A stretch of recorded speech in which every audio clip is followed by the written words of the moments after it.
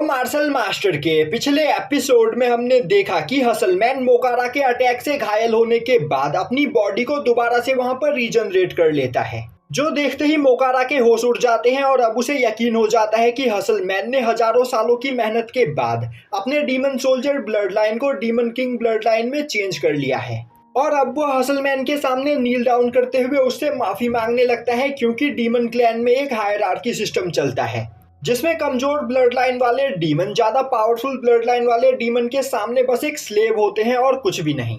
अब मोकारा को अपने सामने नील डाउन करते हुए देखकर हसलमैन काफी ज्यादा खुश होता है और अब वह उसे क्विंसू और क्विंचैन के पास लेकर आता है और मोकारा को उन दोनों के पास मौजूद डीमन सीड दिखाता है, जो देखते ही मोकारा का दिमाग काम करना बंद कर देता है, क्योंकि क्विंसू के पास डीमन किंग ब्लड लाइन होती है और क्विंचैन के पास डीमन एम्परर ब्लड लाइन। और अब मोकारा क्विंचैन के सामने नील डाउन करते हुए कसम खाता है कि वह यहाँ पर क्विंचैन के सभी ऑर्डर्स को फॉलो करेगा और कोई भी खतरा आने पर अपनी जान की बाजी लगाकर क्विंचैन को प्रोटेक्ट करेगा। अब क्विंचैन मोकारा को अपने साथ लेकर उस डीमन टूम के और भी अंदर जाने लगता है और अब वह मोकारा से बोलता है, सीनियर मोकारा, क्या आप मुझे यह बता सकते हो आखिर यह टूम किस तरह की जगह है? मोकारा क्विंचैन को बताता है कि एंशिएंट टाइम में यह हमारा एक डीमन टेम्पल हुआ करता था, पर फिर बाद में इसे किसी वजह से डीमन प्रिजन में बदल दिया गया और यहाँ पर कई सारी मिस्टीरियस चीजें मौजूद है जिसके बारे में मुझे कुछ ठीक से याद नहीं। मैंने यह सुना है कि इस प्रिजन के अंदर कोई बहुत ही ज्यादा पावरफुल पर्सन कैद है। यह सुनते ही हसलमैन हैरान होते हुए बोलता है, सीनियर मोकारा, क्या वह पर्सन आपसे भी ज्यादा पावरफुल है? यह सुनते ही मोकारा इस बारे में सोचने लगता है, तभी अचानक से उसके सर में काफी तेज दर्द होने लगता है। वहीं पर मोकारा डीमन प्रिजन के बारे में जितना याद करने की कोशिश कर रहा होता है, उसके सर में उतना ही तेज दर्द हो रहा होता है और अब वह दर्द के मारे वहां पर चिल्लाने लगता है और अब मोकारा वहां पर आउट ऑफ कंट्रोल होने लगता है। वहीं पर वह चिल्लाते हुए बोल रहा होता है, मैं इस जगह पर एक मिशन को कंप्लीट करने के लिए आया था, तो आखिर मैं इतने सालों से सो क्यों रहा हूँ? मेरा मिशन क्या था? आखिर मुझे कुछ भी याद क्यों नहीं आ रहा है? यह बोलते हुए वह काफी तेजी से इधर उधर भागते हुए दीवारों से टकराने लगता है, जो देखते ही क्विंसू क्विंचैन के पास आते हुए बोलती है, क्विंचैन, आखिर मोकारा के साथ यहाँ पर क्या प्रॉब्लम है? तभी हसलमैन बोलता है, मास्टर क्विंचैन, शायद से किसी ने एंशिएंट टाइम में मोकारा की मेमोरी को इरेज करके इसे उस कॉफिन के अंदर कैद कर दिया था और जब आजाद होने के बाद मोकारा अपनी मेमोरी को याद करने की कोशिश कर रहा है तो उसे यहाँ पर यह प्रॉब्लम हो रही है। तभी क्विंचैन अपने माइंड कंट्रोल टेक्निक का यूज करते हुए मोकारा को सब कुछ याद दिलाने की कोशिश करता है, पर इसके बावजूद मोकारा को वहां पर कुछ भी याद नहीं आ रहा होता है। तभी क्विंचैन नोटिस करता है कि मोकारा की हाफ सोल को डिस्ट्रॉय कर दिया गया है और अगर सब कुछ इसी तरह चलता रहा तो मोकारा आउट ऑफ कंट्रोल होकर उन सभी लोगों को जान से मार सकता है। यह देखते ही वह मोकारा के ऊपर अपने सोल सप्रेसिंग सील का यूज करता है। यह देखते ही हसलमैन बोलता है, मास्टर क्विंचैन, सीनियर मोकारा पहले ही हमारे सामने सरेंडर कर चुके हैं, तो आपको इन्हें स्लेव बनाने की कोई जरूरत नहीं। तभी क्विंचैन बोलता है, बेवकूफ, तुमने यहाँ पर झूठ बोलकर मोकारा को सरेंडर करने के लिए मजबूर किया है। मैं जानता हूँ कि तुम्हारी blood line demon king blood line नहीं है, तुम अभी भी बस एक डीमन सोल्जर हो। और तुम्हें क्या लगता है जब मोकारा को इस बारे में पता चलेगा वह तुम्हें जिंदा छोड़ेगा? और तो और मोकारा बहुत ही ज्यादा पावरफुल है, अगर यह यहाँ पर आउट ऑफ कंट्रोल हुआ तो वह हम सभी लोगों को जान से मार देगा। तुमने मोकारा के सामने अपनी बॉडी को रीजनरेट करके उसे यह दिखाया कि तुम्हारी ब्लड लाइन सुपीरियर है, पर सच्चाई तो यह है कि तुम्हारी लाइफ मेरी लाइफ के साथ कनेक्टेड है और जब तक मैं यहाँ पर जिंदा हूँ तब तक तुम मर नहीं सकते हो। और एक न एक दिन मोकारा को इस बारे में पता चल जाएगा, जिसके बाद वह हम दोनों को जान से मार देगा। इसीलिए यही सही मौका है मोकारा के ऊपर काबू करने का। तो आगे बढ़ो और मोकारा के सोल को डैमेज करना स्टार्ट करो। अब यह सुनते ही हसलमैन काफी ज्यादा डर जाता है और अब वह मोकारा के पास जाते हुए अपने सोल डिस्ट्रॉइंग मेथड का यूज करते हुए लगातार मोकारा के सोल को वहां पर इंजर्ड करने लगता है।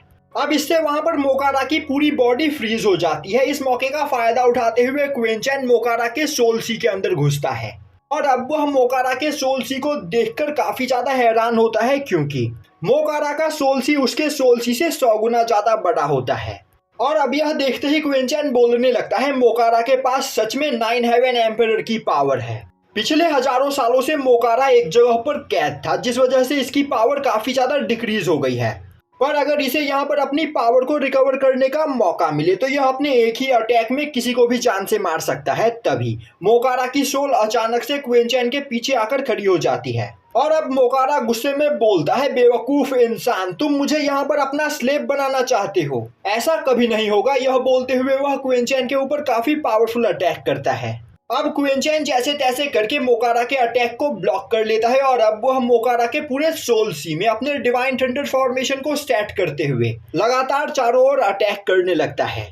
और अब वह मोकारा के सोल सी के अंदर मौजूद स्ट्रक्चर्स और आर्टिफैक्ट्स को पूरी तरीके से डिस्ट्रॉय कर देता है, जिसके बाद वह अपनी पावर का यूज करते हुए मोकारा की मेमोरी को देखने की कोशिश करता है। पर तभी वह नोटिस करता है कि किसी ने मोकारा की मेमोरी को फोर्सफुली उससे छीन लिया होता है और मोकारा की कोई भी मेमोरी उसके पास होती ही नहीं है। अब यह देखने के बाद क्विंचैन मोकारा के सोल सी के अंदर से निकलकर बाहर आता है। तभी क्विंसू क्विंचैन के पास आते हुए बोलती है, क्विंचैन, क्या तुम्हारे फॉर्मेशन ने यहाँ पर काम किया?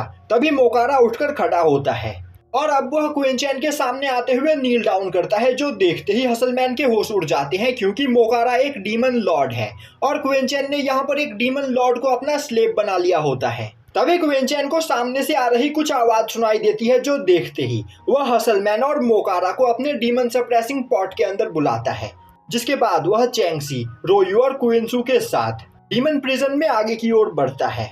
और अब वह रास्ते में चैंगसी और रोयू से बोलता है कि वह चाहता है कि वह दोनों मोकारा के बारे में यहाँ पर किसी को भी ना बताए। यह सुनते ही चैंगसी और रोयू एक जगह पर रुक जाती है और अब वह बोलती है, हमने तो यह सोचा ही नहीं कि यह एक टॉप सीक्रेट है क्विंचैन। अगर तुम मोकारा के सीक्रेट को यहाँ पर सभी से छिपाना चाहते हो तो तुम्हें हमारे साथ एक डील करनी होगी।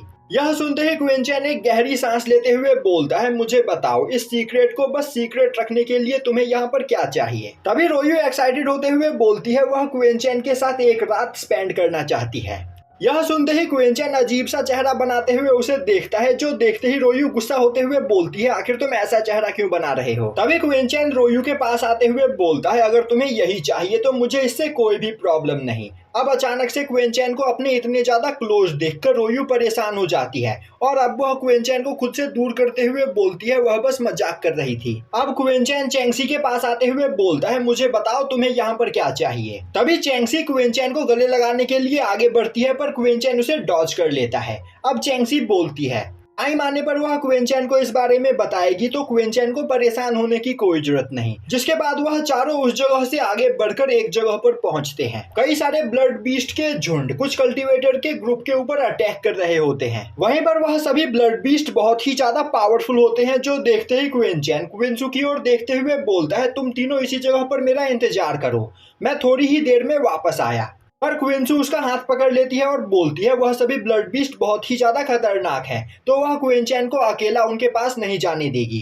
क्विंचैन बोलता है, तुम्हें परेशान होने की कोई जरूरत नहीं, वह बस कुछ मामूली मॉन्स्टर्स है, तो वह मेरा कुछ भी नहीं बिगाड़ सकते हैं। और तो और सीनियर मोकारा अब मेरे साथ है, तो तुम्हें मेरे लिए परेशान होने की कोई जरूरत नहीं। यह बोलते हुए क्विंचैन काफी तेजी से उड़ते हुए उन सभी ब्लड बीस्ट की ओर आगे बढ़ता है।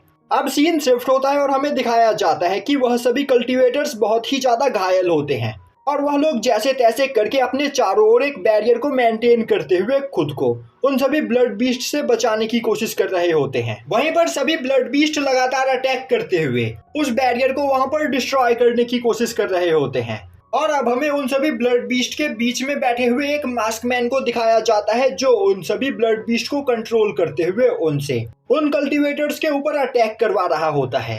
अब उन कल्टीवेटर्स का लीडर उस मास्क मैन से बोलता है, आखिर तुम हो कौन और आखिर यहाँ पर तुम हमें मारना क्यों चाहते हो? तभी वह मास्क मैन हंसते हुए बोलता है, तुम्हें यह जानने की कोई जरूरत नहीं कि मैं कौन हूँ, क्योंकि जल्द ही मैं तुम्हारी बॉडी के ऊपर कब्जा करके तुम्हारा फॉर्म ले लूंगा।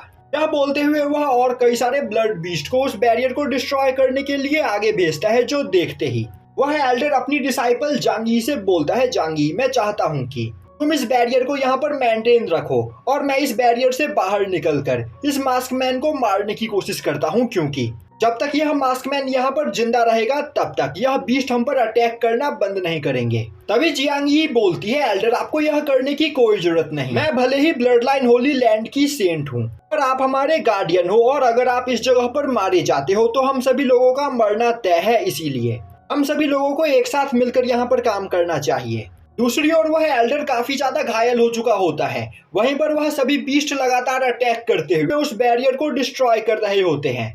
तभी ब्लड लाइन होली लैंड का एक डिसाइपल ऊपर आसमान की ओर देखते हुए बोलता है, एल्डर शायद से इस ओर कोई आ रहा है। अब यह सुनते ही वह मास्कमैन भी पीछे मुड़कर देखता है और बोलता है, कोई बेवकूफ ही होगा जो इतने सारे ब्लड बीस्ट के सामने आने की हिम्मत करेगा। तभी वह देखता है कि क्वेंचैन काफी तेजी से सभी ब्लड बीस्ट को मारते हुए उसकी ओर आगे बढ़ रहा होता है। यह देखते ही वह मास्कमैन काफी ज्यादा हैरान होता है और बोलता है, आखिर यह बच्चा है कौन और आखिर यह अब तक जिंदा कैसे है? मेरे ब्लड बीस्ट अब तक इसे खा चुके होते। दूसरी ओर क्वेंचैन बिना रुके लगातार सभी ब्लड बीस्ट को मारते हुए आगे बढ़ रहा होता है, जो देखते ही ब्लड लाइन होली लैंड का एल्डर बोलता है, शायद से यह पर्सन हमें बचाने के लिए यहाँ पर आया है, तो मेरे सभी डिसाइपल्स थोड़ी और देर तक होल्ड करो। दूसरी ओर क्वेंचैन काफी तेजी से आगे बढ़ रहा होता है, जो देखते ही वह मास्कमैन अपने आधे ब्लड बीस्ट को क्वेंचैन के ऊपर अटैक करने का ऑर्डर देता है। पर क्वेंचैन बिना किसी प्रॉब्लम के उन सभी ब्लड बीस्ट को मारते हुए उनके बीस्ट कोर को कलेक्ट किए चला जा रहा होता है। और अब वह हंसते हुए बोलता है, अगर मैं इन सभी ब्लड बीस्ट को मारकर इनके बीस्ट कोर को कलेक्ट कर लूं, तो बाद में इन्हें रिफाइन करने के बाद मेरी इमॉर्टल बॉडी 8th लेवल पर पहुंच जाएगी। तभी कई और सारे मॉन्स्टर क्वेंचैन के ऊपर अटैक करने के लिए आगे बढ़ते हैं, पर क्वेंचैन बिना किसी प्रॉब्लम के उन सभी लोगों को मारने लगता है, जो देखते ही उस मास्कमैन को काफी ज्यादा गुस्सा आता है और अब वह गुस्से में चिल्लाते हुए बोलता है, आखिर यह पर्सन है कौन और आखिर यह बिना किसी प्रॉब्लम के इतने सारे ब्लड बीस्ट को कैसे मार सकता है? यह बोलते हुए वह खुद क्वेंचैन के ऊपर अटैक करने के लिए आगे बढ़ता है, जो देखते ही ब्लड लाइन होली लैंड का एल्डर परेशान हो जाता है और बोलता है, वह मास्कमैन बहुत ही ज्यादा पावरफुल है, तो मुझे उस पर्सन की मदद करने के लिए जाना चाहिए। तुम सभी लोग इस बैरियर को यहाँ पर मेंटेन रखो, मैं थोड़ी ही देर में वापस आया। यह बोलते हुए वह काफी तेजी से बैरियर से बाहर निकलकर उस मास्कमैन के पीछे जाने लगता है। तभी कई सारे ब्लड बीस्ट उस एल्डर के ऊपर अटैक करते हुए उसे घायल कर देते हैं, जो देखते ही जियांगी परेशान हो जाती है और अब वो अपने सभी साथियों से बोलती है, यहाँ पर एल्डर की मदद करो, क्योंकि अगर एल्डर को कुछ हो गया तो हम सभी लोगों का भी मरना यहाँ पर तय है। यह सुनते ही ब्लड लाइन होली लैंड के सभी डिसाइपल्स अपने फॉर्मेशन बैरियर को हटाते हुए ब्लड बीस्ट से फाइट करने के लिए आगे बढ़ते हैं।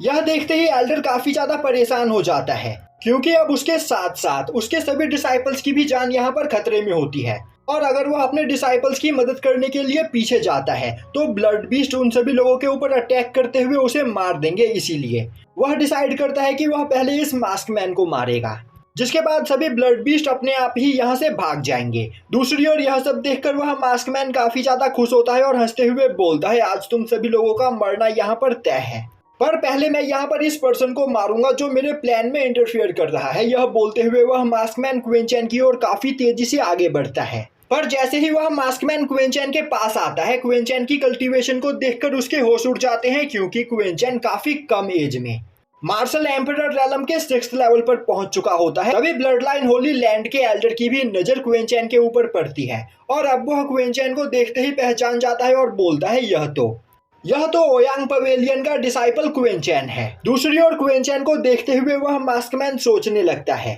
मार्शल एम्परर रेलम पर पहुंचने में किसी भी जीनियस कल्टीवेटर को कम से कम 100 सालों का टाइम लगता है, पर यह पर्सन इतनी कम एज में मार्शल एम्परर रेलम के 6th लेवल पर पहुंच चुका है। इस बच्चे की बॉडी और ब्लड लाइन सच में एक्स्ट्रा ऑर्डिनरी है। अगर मैं इसकी बॉडी के ऊपर कब्जा कर लेता हूँ तो मेरा फ्यूचर ब्राइट होगा और क्या पता फ्यूचर में मैं सबसे ज्यादा पावरफुल डीमन बन जाऊं। यह सोचते हुए वह मास्कमैन काफी तेजी से क्वेंचैन के ऊपर अटैक करता है, पर तभी ब्लड लाइन होली लैंड का एल्डर चिल्लाते हुए क्वेंचैन को वहां पर सावधान कर देता है, जो सुनते ही क्वेंचैन अपने स्पिरिचुअल स्वॉर्ड से अटैक करते हुए उस मास्कमैन की बॉडी को डिस्ट्रॉय कर देता है। पर डिस्ट्रॉय होने से पहले उस मास्कमैन की बॉडी के अंदर से एक डीमन सीडलिंग निकलकर बाहर आता है और अब वह काफी तेजी से क्वेंचैन के सोल सी के अंदर घुसकर उसकी बॉडी के ऊपर वहां पर कंट्रोल पाने की कोशिश करता है और अब वह वहां पर क्वेंचैन के जाइंट सोल सी को देखकर बहुत ही ज्यादा खुश होता है और हंसते हुए बोलने लगता है, इस बॉडी के साथ मुझे यहाँ पर डीमन एम्परर बनने से कोई भी नहीं रोक सकता है। और अब वह काफी तेजी से क्वेंचैन के सोल के ऊपर अटैक करते हुए उसे डिस्ट्रॉय करने की कोशिश करता है, पर तभी अचानक से उसके सामने गोल्डन डीमन सीड आते हुए उसके ऊपर अटैक करते हुए उसे क्वेंचैन के सोल से दूर कर देता है और अब वह लगातार उस डीमन सीडलिंग के ऊपर अटैक करने लगता है, जो देखते ही डीमन सीडलिंग अपनी जान बचाकर वहां से भागने लगता है। पर गोल्डन डीमन सीड उस डीमन सीडलिंग की बॉडी को डिस्ट्रॉय करते हुए उसकी डेमोनिक एनर्जी को अपने अंदर एब्जॉर्ब कर लेता है। यह देखते ही क्वीन चैन परेशान हो जाता है, क्योंकि माओ ने उसके गोल्डन डीमन सीड के ऊपर जो फॉर्मेशन सेट किया था वह फॉर्मेशन अब डिस्ट्रॉय हो चुका होता है, जिस वजह से गोल्डन डीमन सीड वहां पर अपने आप ही रिएक्ट कर रहा होता है। यह देखते ही क्वीन चैन बोलने लगता है, अगर मैंने जल्द ही यहाँ पर कुछ नहीं किया तो यह गोल्डन डीमन सीड मेरी पूरी बॉडी के ऊपर कब्जा कर लेगा। माओ ने मुझे बताया था कि इस गोल्डन डीमन सीड की पावर को कंट्रोल में रखने के लिए मुझे वर्ल्ड सप्रेसिंग ऑर्ब को ढूंढना होगा, पर अब तक मुझे यहाँ पर वर्ल्ड सप्रेसिंग ऑर्ब नहीं मिला है। तो जब तक मुझे यहाँ पर वर्ल्ड सप्रेसिंग ऑर्ब नहीं मिल जाता है, तब तक गोल्डन डीमन सीड से बचने के लिए मुझे अपनी बॉडी और विल को स्ट्रांग बनाना होगा। मेरे पास यहाँ पर ज्यादा टाइम नहीं बचा है, मुझे ज्यादा से ज्यादा बीस्ट कोर को एब्जॉर्ब करते हुए तुरंत ही अपने इमॉर्टल बॉडी को इस लेवल पर पहुंचाना होगा। यह सोचते हुए क्वीन चैन लगातार अटैक करते हुए अपने सामने आ रहे सभी ब्लड बीस्ट को मारते हुए उनके ब्लड बीस्ट को वहां पर एब्जॉर्ब करने लगता है। अब वहां पर क्वीन चैन की पावर को देखकर ब्लड लाइन होली लैंड के सभी मेंबर्स काफी ज्यादा हैरान होते हैं और बिना अपनी पल के झपकाए एक जगह से खड़े होकर उसे देखने लगते हैं। तभी क्वीन चैन गुस्से में चिल्लाते हुए बोलता है, बेवकूफों की तरह एक जगह पर खड़े होना बंद करो और इस जगह से दूर जाओ, वरना तुम सभी लोग मारे जाओगे। यह सुनते ही ब्लड लाइन होली लैंड के सभी मेंबर्स काफी तेजी से वहां से भागने लगते हैं और अब क्वीन चैन उनके सामने आ रहे सभी ब्लड बीस्ट को मारते हुए उनके बीस्ट कोर को एब्जॉर्ब किए चला जा रहा होता है। पर वह ब्लड बीस्ट वहां पर रुकने का नाम नहीं ले रहे होते हैं और अब एक बीस्ट काफी तेजी से जांग यी के ऊपर अटैक करता है, जिससे जांग यी के चेहरे पर मौजूद मास्क हट जाता है और अब वह ब्लड बीस्ट जांग यी को मारने ही वाला होता है कि तभी क्वीन चैन बीच में आते हुए उस बीस्ट के 2 टुकड़े कर देता है। यह देखकर जांग यी काफी ज्यादा खुश होती है और अब वह क्वीन चैन से बोलती है, सीनियर क्या आप यहाँ पर ठीक हो और कहीं वह डीमन आपकी बॉडी के ऊपर कब्जा करने में कामयाब तो नहीं हो गया? क्वीन चैन गुस्से में बोलता है, तुम सच में बेवकूफ हो। अगर उस डीमन ने मेरी बॉडी के ऊपर कब्जा कर लिया होता तो क्या मैं यहाँ पर तुम लोगों की मदद करता? अब तक तुम सभी लोग मारे जा चुके होते। तो टाइम वेस्ट करना बंद करो और यहाँ से भागो। अब एल्डर काफी तेजी से भागते हुए आकर जांग यी को वहां पर संभालता है। तभी क्वीन चैन बोलता है, यह सभी ब्लड बीस्ट मेरे पीछे है, तो तुम सभी लोग यहाँ से आगे जाओ, तब तक मैं इन्हें रोकने की कोशिश करता हूँ। जांग यी क्वीन चैन को रोकने की कोशिश करती है, पर क्वीन चैन उसे इग्नोर कर देता है और बोलता है, मेरे इतना मेहनत करने के बावजूद अगर तुम सभी लोग यहाँ पर मारे गए तो मेरी मेहनत बेकार चली जाएगी, जो मैं नहीं चाहता हूँ, तो चुपचाप यहाँ से आगे जाओ। अब यह सुनते ही जांग यी अपने सभी साथियों के साथ वहाँ से आगे चली जाती है और अब सभी ब्लड बीस्ट क्वीन चैन को वहाँ पर चारों ओर से घेर लेते हैं, जो देखते ही क्वीन चैन जोर जोर से हंसने लगता है और अब वह लगातार अटैक करते हुए सभी ब्लड बीस्ट को बिना रुके मारने लगता है। दूसरी ओर कुछ ब्लड बीस्ट अभी भी ब्लड लाइन होली लैंड के मेंबर्स का पीछा कर रहे होते हैं और अब एक ब्लड बीस्ट जांग यी को मारने ही वाला होता है कि तभी चैंगसी, रोयू और क्विंसू स्लैश अटैक करते हुए उन सभी ब्लड बीस्ट को मार देती है। अब क्विंसू आगे बढ़ते हुए बोलती है, यहाँ से थोड़ी आगे एक सेफ जोन है, तो जल्दी से उस जगह पर जाकर वहां पर आराम करो और अपनी इंजरीज को हील करो। जो सुनते ही ब्लड लाइन होली लैंड के सभी लोग वहां पर क्विंसू को थैंक्स करते हैं। दूसरी ओर क्वीन चैन लगातार अटैक करते हुए सभी ब्लड बीस्ट को मारे चला जा रहा होता है। यह देखते ही हसलमैन बोलता है, मास्टर क्वीन चैन, मुझे और सीनियर मोकारा को भी बाहर आकर फाइट करने का मौका दीजिए। इन सभी ब्लड बीस्ट को मारकर इनके ब्लड एसेंस को एब्जॉर्ब करने के बाद हमारी पावर और भी ज्यादा बढ़ जाएगी। क्वीन चैन बोलता है, नहीं, इसकी कोई भी जरूरत नहीं है, क्योंकि मुझे यहाँ पर इन सभी ब्लड बीस्ट से अकेले फाइट करके अपनी बॉडी और विल को और भी ज्यादा पावरफुल बनाना है, जिससे मैं गोल्डन डीमन सीड की पावर को सप्रेस कर सकूं। यह बोलते हुए क्वीन चैन अपने रस्टी स्वॉर्ड को वापस से अपने स्पेस रिंग के अंदर रख लेता है और अब वह बस अपने हाथों का यूज करते हुए उन सभी ब्लड बीस्ट के ऊपर अटैक करते हुए उन्हें मारने लगता है और उन सभी ब्लड बीस्ट को लगातार मारते हुए साथ ही साथ वह उनके बीस्ट कोर को भी रिफाइन किए चला जा रहा होता है। और अब हमें बताया जाता है कि यह एरिया डीमन ट्रेनिंग ग्राउंड का 4th लेवल है और इस जगह पर 10,000 से भी ज्यादा ब्लड बीस्ट मौजूद है और अब सभी ब्लड बीस्ट एक जगह पर इकट्ठा होते हुए लगातार क्वीन चैन के ऊपर अटैक करने लगते हैं। क्वीन चैन बिना रुके उन सभी को मारे चला जा रहा होता है और यहीं पर यह एपिसोड खत्म हो जाता है।